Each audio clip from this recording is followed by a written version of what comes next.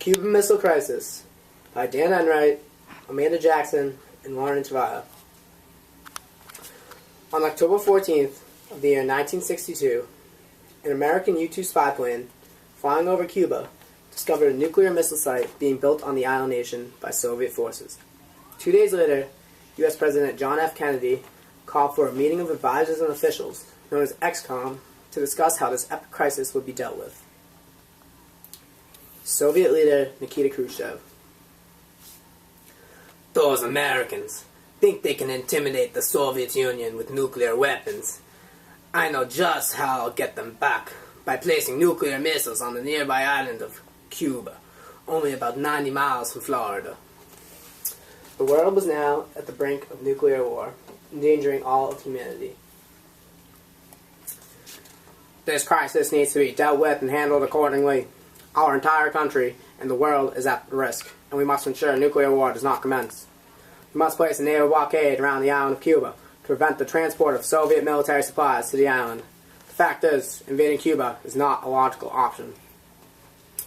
President Kennedy went on to address the nation publicly about the crisis going on in Cuba in Washington on October 22nd, 1962. Good evening, my fellow citizens. This government, as promised, has maintained close surveillance of the Soviet military buildup on the island of Cuba. Within the past week, unmistakable evidence has established the fact that a series of offensive missile sites is now in preparation on that imprisoned island. The purpose of these bases can be none other than to provide a nuclear strike against the Western Hemisphere. The citizens of the U.S. were frightened, and even Kennedy himself did not know how to come up with the situation. Human response was not just in the U.S., it was around the world. People in China were all for Cuba, while Germany and France were strong supporters of the U.S. Kennedy faced an internal battle over the decision to invade the island of Cuba or wait it out and see if the problem could be resolved without violence.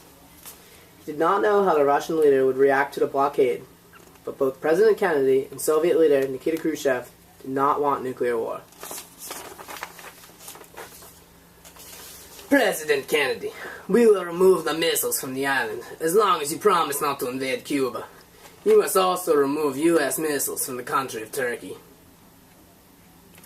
Kennedy agreed to the Soviet leader's proposal.